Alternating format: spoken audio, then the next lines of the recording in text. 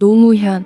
어떤 이에게는 민주주의의 성자로, 어떤 이에게는 국가의 근간을 흔든 정치인으로 기억되는 이름입니다. 오늘날 그를 향한 대중의 시선은 거대한 추모의 물결과 서늘한 비판의 시각이 공존하고 있습니다. 시간이 흐를수록 그의 이름 앞에는 미화라는 단어와 재평가라는 단어가 격렬하게 충돌합니다. 지금 우리에게 필요한 것은 감성적인 눈물이 아닙니다. 그가 남긴 정책이 국민의 삶에 어떤 결과를 초래했는지, 그가 내린 결단이 국가 안보를 어떻게 변화시켰는지에 대한 차가운 복기입니다. 노무현이라는 인물을 통해 우리는 우리가 원하는 지도자와 실제 우리에게 필요했던 지도자 사이의 괴리를 목격하게 됩니다. 그는 분명 주류 질서에 대한 도전자로 정치를 시작했습니다. 가난한 농가의 아들이 독학으로 판사가 되고 다시 인권 변호사의 길을 걸으며 기득권의 견고한 벽을 때려 부수려 했던 행보는 많은 이들에게 카타르시스를 주었습니다. 대통령이 된 뒤에도 그는 권위라는 옷을 과감히 벗어던졌습니다.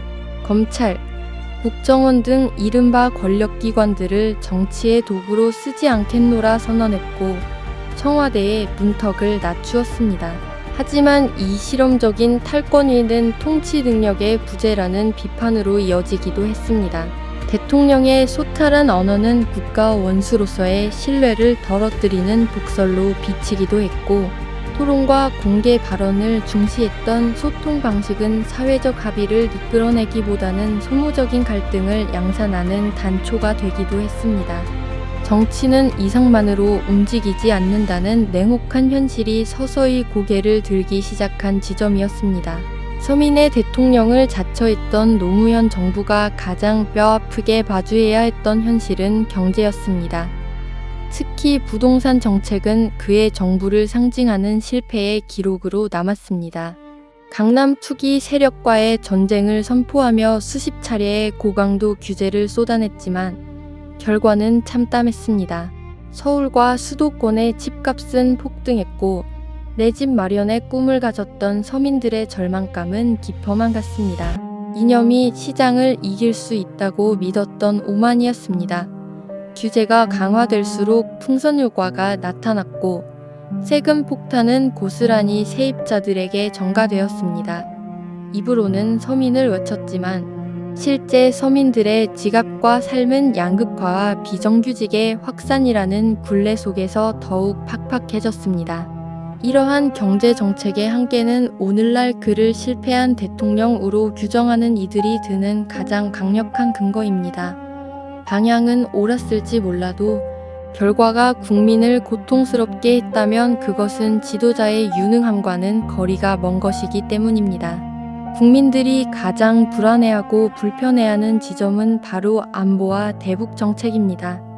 그는 자주국방의 기치 아래 평택 미군기지 이전과 제주 해군기지 건설이라는 현실적인 결단을 내리기도 했습니다.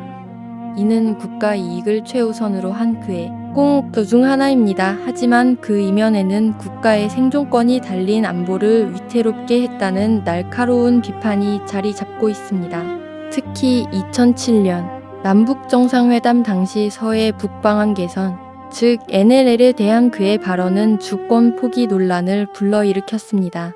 NLL을 두고 영토선이 아니다라는 취지의 발언을 하거나 북한의 요구에 부응해 해상 경계선을 양보하려 했다는 의혹은 국가 안보의 최후 보루를 흔든 행위로 지탄받았습니다.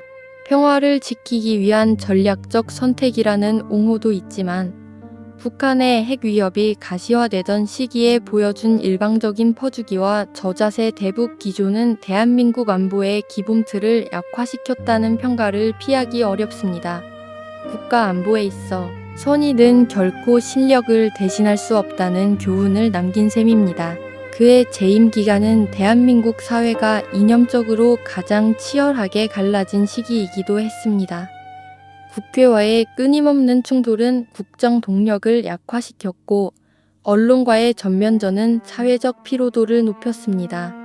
자신의 지지층만을 바라보는 정치는 반대편과의 대화 채널을 단절시켰고 이는 결국 대한민국 헌정사상 최초의 대통령 탄핵 사태라는 비극적 정치 드라마로 이어졌습니다.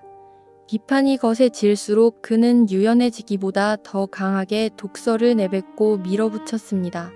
지지자들에게는 그것이 굽히지 않는 원칙으로 추앙받았지만 대다수의 국민에게는 협치와 타협이 실종된 독선으로 보였습니다. 사회 통합을 이끌어야 할 대통령이 오히려 사회 갈등의 중심에 서서 분열을 자극했다는 비판은 그가 짊어져야 할 무거움과 깁니다. 현재 우리 사회에는 노무현이라는 인물을 지나치게 감성적으로 소비하고 미화하는 경향이 짙게 깔려 있습니다.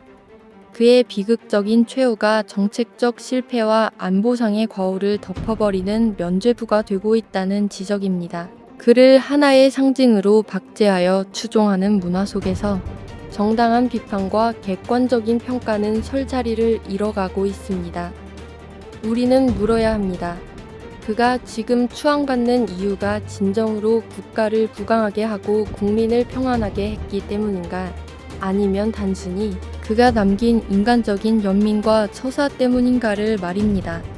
정치인은 업적으로 평가받아야지 서사로 평가받아서는 안 됩니다.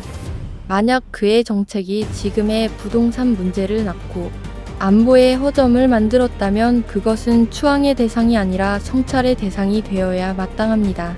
노무현은 결코 완벽한 지도자가 아니었습니다.